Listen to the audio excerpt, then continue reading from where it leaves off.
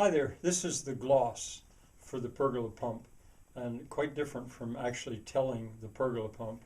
It's the third gloss. There's going to be or there already is a playlist that'll have them on there. I have some things that I'd like feedback on. I'd like to discuss about what I'm doing. First of all, the gloss, as I say, is different.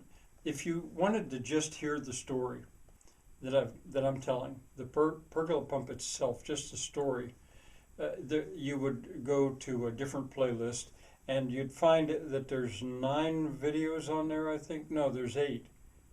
There's 8 of them. Each one's about 5 minutes long. So in about there might be 9. Well,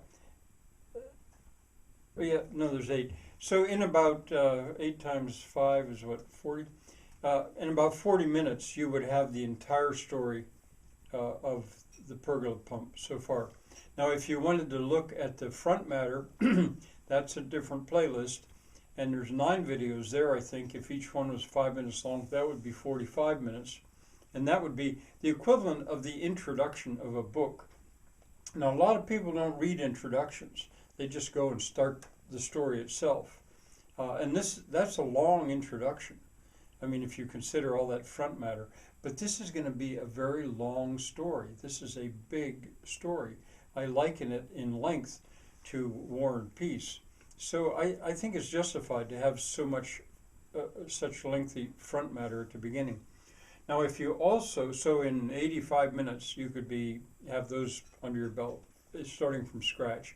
If you also wanted to get involved in the discussion of the making of this, that would be what I'm doing right now. This will be the third video in that playlist. The first 2, there were 2. If they were, they would total about 13 minutes. So in about an hour and a half, you could be completely caught up in what I'm doing here so far. Now, I want to point out that the Pergola Pump is serial. It's not only the oral tradition in that I'm telling it, I'm not reading it, I haven't memorized it, I'm telling it. It's also serial, meaning it's in a series, one after the other. Now, to come up, and it's fiction, it's made up. So to come up with serial fiction, where is there something like that? Well, what comes to mind is in Brazil, there are the novellas. They're called. Those of us that served in Brazil or Brazilians, they would know what we're talking about. They're like soap operas. And the soap operas in the English-speaking world are like that as well, but they're acted out. It's not quite the same. It's not the same really at all as someone just telling the story. Another one I think of example, if you know Garrison Keillor's work. Now there's a guy, the news from Lake Wobegon. I hope you've heard some of that at some point. He's telling that story. He's making it up, and it's not quite serial, but it's all about a certain place called Lake Wobegon, and it's got common characters. So in a way, that's about the closest I can come up with for examples now. Monologues that comedians do. I mean, that's not the same. It's just not the same. They're telling little stories, but they're like extended jokes in a way. They're quite different. All right, that was one thing I wanted to deal with. Now, another thing is Wayne Frost has got me going on the matter of closed captioning to these videos. You might think of it as subtitles. I'm not so sure I'm thinking the way he wants me to be thinking, but he got me thinking about it. And I actually tried to put one of my story, the Pergola Pump, is there with closed captions in English. I mean, you could, if you were deaf, or you could turn the video, sound off, and you could read it, and you would follow the story just fine, because that's automatic. They do that automatically. English is the lingua franca of the world. But I wanted to see if I could put it in another language besides the one I'm speaking. and I tried Portuguese, and I failed. I did something wrong. I didn't. It didn't come up in Portuguese. I used one of these vlogs about or one of these gloss episodes, and it didn't work. But I can do it. I just did something wrong. Uh, well, what I'd like to do, I'm trying to think, is it possible using that function or that application or whatever they'd call it to reach with my story audiences like Spanish speakers, Hindi speakers, Mandarin speakers. Yeah, and I mentioned them, Portuguese speakers, because those are very widely spoken languages, uh, much more widely than English. Certainly, if you put them together, I think both Mandarin and Spanish have more native speakers than English does. Uh, could that be done straight from my work?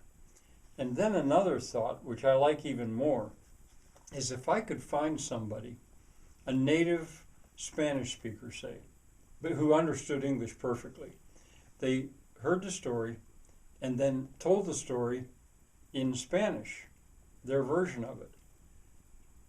And then that were put into closed captions, maybe back in English or in Portuguese or some other language. Could I use that application to start getting the story out into all these languages? I'm thinking a lot about that, but I'd like to find somebody or several people who would want to try to do that.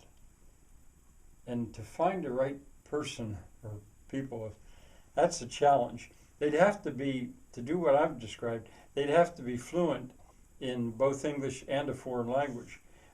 Another way of doing it would be what I'd like is for somebody else to tell the story. Somebody that could probably tell it better, or at least tell it more simply, or change it a little bit. And I'm about to name some names.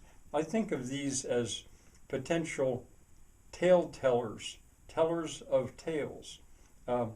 In a sense, in my mind, I'm doing a talent search, racking my brain to think, who do I know? Of all the students that I've had in school, who could do that in English? Of the students I've had in school, I'm not sure any. Well, there's a few that speak a foreign language fluently enough that they could. But anyway, and I thought, wouldn't it be good, since Scheherazade was a woman, wouldn't it be good if I could find a woman to do this, and especially a young woman, just because it would be the opposite of me. Instead of some old guy like me, a young girl, well, that would be hard to imagine in a way, but at least a young woman that could do it. And here comes some names. Mercedes. That surprises you, I bet, Mercedes.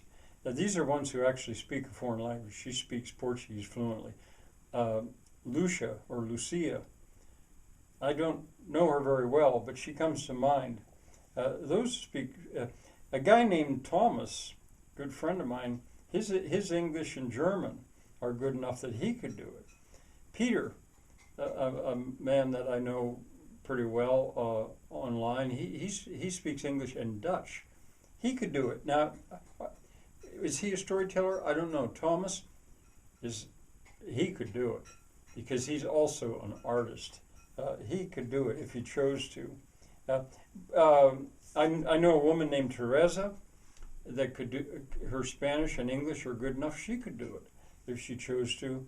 And a woman named Shulka is what she goes by. These are Facebook friends of mine. She's Argentinian, and she could probably do it too. But it would be a challenge, and it'd be a hard work in a way. English speakers that could do it, I've thought of Molly, partly because, I thought it would help probably if they were pretty or good looking, but they wouldn't have to be. Scheherazade, for example, wore a veil, presumably. There's Molly. Oh, and there's also Wayne. I'm talking about Wayne Frost. He's older than me. He his Portuguese is better than mine. He could probably do it, even if they just did one video, just to see how the mechanics of it are. Mike Knapp, my roommate in college, I've mentioned him. He'd do it in English, but he could tell a story. A woman named Christy, a former student of mine, if she's listening, she probably knows who she is. Alyssa, a former student of mine. I looked into a girl named Maya that I hardly know at all, but she's of that age and probably smart enough. So anyway, I'm thinking about that, and you know, I've got other matters that I want to deal with in this gloss, but there we have some stuff that maybe I'll get some feedback on. Bye for now.